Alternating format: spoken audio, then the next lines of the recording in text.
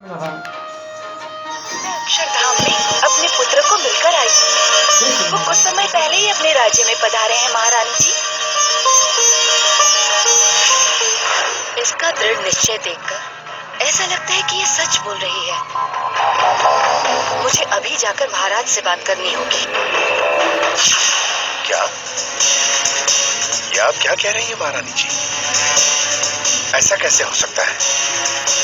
एक साधारण सा योगी उन लोगों को अक्षरधाम कैसे पहुंचा सकता है? क्षमा कीजिए स्वामी, किंतु कांता की आंखों में अपने बेटे को मिलने की जो खुशी थी, उसे देखकर तो यही लग रहा था कि वो सच में ही अक्षरधाम जाकर आई है। और तो और उसका कहना है कि सहजानंद जी ही साक्षात सर्वोपरि श्री स्वामी नारायण भगवान है। इसीलिए आप मेरा कहा मानिए और चलकर सहजानंद स्वामी जी से मिल लीजिए। कदाचित ये सब सत्य हुआ तो हमें भी उनके विलक्षण स्वरूप के दर्शन अवश्य हो जाएंगे। ठीक है, हम उनसे मिलने अवश्य जाएंगे और इस बात का पता लगा कर ही रहेंगे वो सच में भगवान है या कोई बहरूपिया। यथार्थ और भ्रम में बड़ा ही सूक्ष्म अंतर है और इस अंतर को समझने के लिए मनुष्य के मन में अटूट विश्वास का होना परम आवश्यक है। किंतु कई बार ये देखा है कि मनुष्य अपनी बुद्धि और अपने विवेक से ज्ञान को अर्जित तो कर लेता है, परंतु फिर भी वो प्रभु को नहीं पहचान पाता और यथार्थ को भूलकर वो भ्रम में जीने लगता है।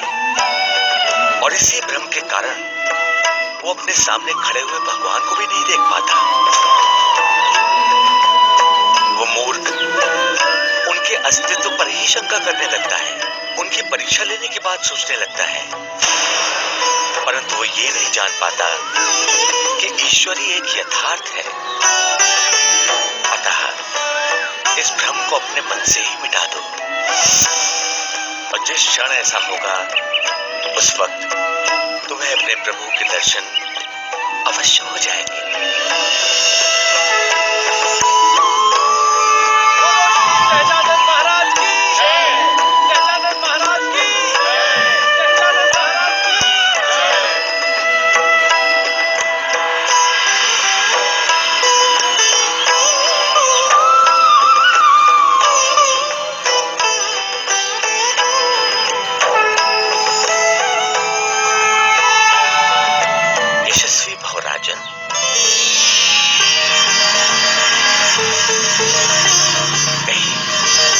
कैसे आना हुआ?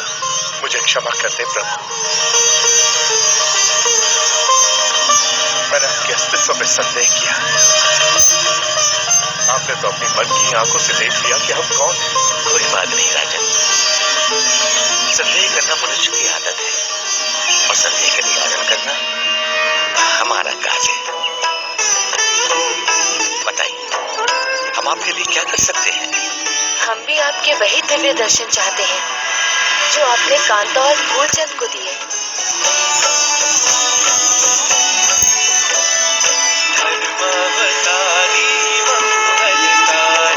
अनुपम अभिनव जन मनहारी, छवि उज्ज्वल और नाम सुपावन, सर्वोपरि श्री स्वामी नारायण।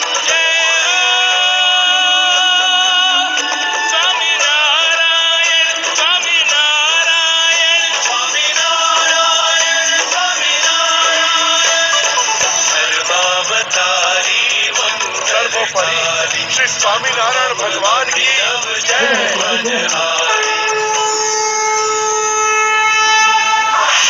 जल्दी जल्दी तैयारी करो, आज हमें बड़े महाराज की मुक्ति हेतु दान यज्ञ संपन्न करना है। महाराज की सवारी हमें लेने आती ही होगी। क्षमा कीजिए महायोगी, आज आपके लिए कोई सवारी नहीं आने वाली। क्या आप बकवास कर रहे हो शंभुनाथ? क्रोध करने से कुछ नहीं होगा महायोगी। क्योंकि सत्य यही है कि आपके स्थान पर कोई और सन्यासी ये कार्य संपन्न कर रहा है। और इतना ही नहीं महायोगी, उस सन्यासी ने कांता और उसके पति फूलचंद के बेटे का श्राद्ध भी संपन्न करा है। इतना ही नहीं, उस सन्यासी ने अपने सिद्धि के बल पर फूलचंद और कांता को अक्षरधाम भेजकर उनके पुत्र से उनकी भेंट भी करवाई है। ऐसा हो ही नहीं सकता शंभुनाथ। ये सिद्धि केवल और केवल मैं ही साथ सकता हूँ। अवश्य उस सन्यासी झूठ बोल रहा है और उसके उस झूठ में वो फूलचंद और उसकी पत्नी कांता भी शामिल है। और अब मैं स्वयं उस सन्यासी के पाखंड को परखूंगा और उसे उसकी दंड दूंगा।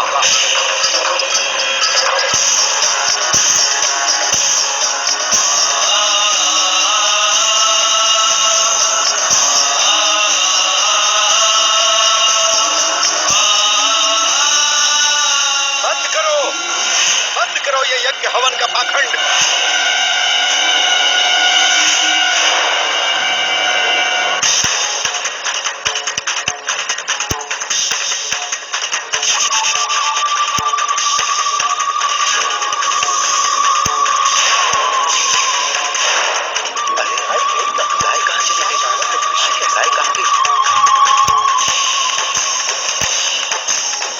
क्या किया मेघ जी? क्या आप जानते नहीं, किसी भी धार्मिक कार्य में विघ्न डालना महापाप है, अनुचित है। और आप जो कर रहे हैं महाराज, क्या वो उचित है? यज्ञ करने का वचन तो आपने मुझे दिया, किंतु यज्ञ करने का अधिकार इस पाखंडी सन्यासी को? ये मेरा अपमान है। इस नगर के राज पंडित का अपमान, इसे मैं किसी भी सूरत में सहन नहीं कर सकता। ये कोई साधारण पुरुष नहीं है मेघ जी, ये अक्षराधिपति सर्वोपरि श्री स्वामी नारायण भगवान ही है। और इन्होंने स्वयं अपने दिव्य स्वरूप के दर्शन हमें दिए। ये तुच्छ योगी और अक्षराधिपति, मैं नहीं मानता। इसने अवश्य आप पर कोई जादू टोना कर दिया है और आपकी मति को भ्रष्ट कर दिया है। ये अवश्य साधु के भेष में कोई पाखंडी है जो थोड़ी बहुत मायावी शक्तियां जानता है और जिसका शिकार आप भी हुए हैं। नहीं मेघ जी, नहीं, ये सच में भगवान ही है, अक्षरधाम के अधिपति सर्वोपरि श्री स्वामी नारायण भगवान ही है। यदि ये सत्य है कि ये अक्षरधाम के अधिपति है, तो मुझे आज तक ये अक्षरधाम में क्यों नहीं मिले? मैं तो ना जाने कितनी ही बार अपनी सिद्धि के बल पर अक्षरधाम गया हूँ। क्योंकि आपकी आंखों पर तो घमंड और दंभ का पर्दा पड़ा हुआ है महानुभाव। तभी तो आपको प्रभु के दर्शन ना तब हुए थे और ना ही अब हो रहे हैं। अभी भी कुछ बिगड़ा नहीं है। आप अपना घमंड त्याग कर प्रभु के शरणों में आ जाइए तो आपका भी कल्याण हो जाएगा। तुम्हारी इतनी हिम्मत कि तुम मुझ जैसे ज्ञानी महापंडित को कल के इस सन्यासी की शरण में जाने को कह रहे हो? जानते नहीं, मैं परम पूजनीय रामानंद स्वामी जी का शिष्य हूँ। उनसे मैंने अष्ट सिद्धि की शिक्षा ली है। तब तो आप हमारे गुरु भाई हुए, क्योंकि हम भी परम आदरणीय रामानंद स्वामी जी के शिष्य हैं। और गुरु भाई से कैसा विवाद?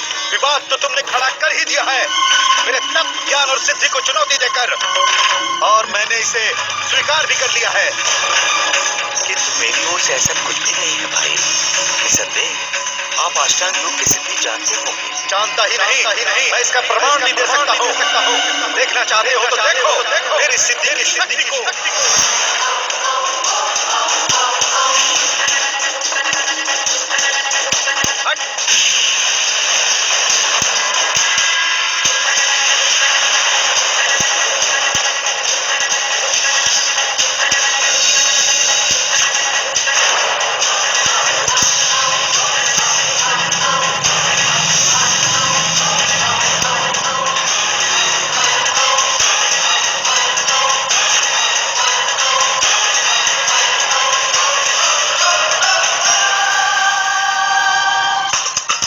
महायोगी मेघ जी महाराज की जय। बोलो महायोगी मेघ जी महाराज की जय। बोलो महायोगी मेघ जी महाराज की जय। क्या तुम अपनी सिद्धि का ऐसा कोई प्रमाण दे सकते हो? जो मैंने ये सब कुछ किया है, ये तो मेरे सामने कुछ भी नहीं। यदि मैं चाहूं तो मैं अपने प्राण अपनी इच्छा अनुसार त्याग भी सकता हूं और फिर जीवित भी हो सकता हूं। यह असंभव है। मेघ जी महाराज के लिए कोई कार्य असंभव नहीं है। इन्होंने अष्ट सिद्धि की है, क्यों गुरुदेव? बिल्कुल सत्य कह रहे हो शंभुनाथ। यदि ऐसा है तो आप इसे साबित करके दिखाइए। सांच को आज क्या योगी, हम अपनी योग्यता को अवश्य साबित करेंगे। इसके लिए हम कल प्रातः ही अपने शरीर को त्याग कर अक्षरधाम चले जाएंगे और उसके बाद तुम्हारे इस सहजानंद को हार मानकर मेरी शरण में आना होगा, मेरा शिष्य बनना होगा। बोलो क्या कहते हो योगी राज? हम भी आज आपको एक वचन देते हैं कि यदि आपने आज ऐसा कर दिखाया तो हम भी अपने सारे शिष्यों के साथ आपके शिष्य बन जाएंगे।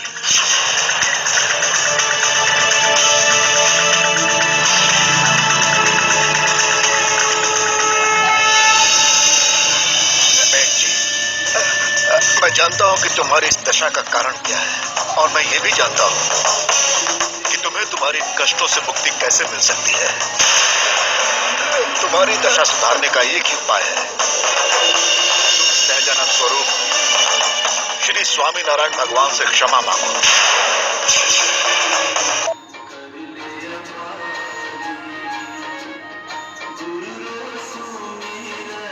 जय स्वामीनारायण, जय स्वामीनारायण।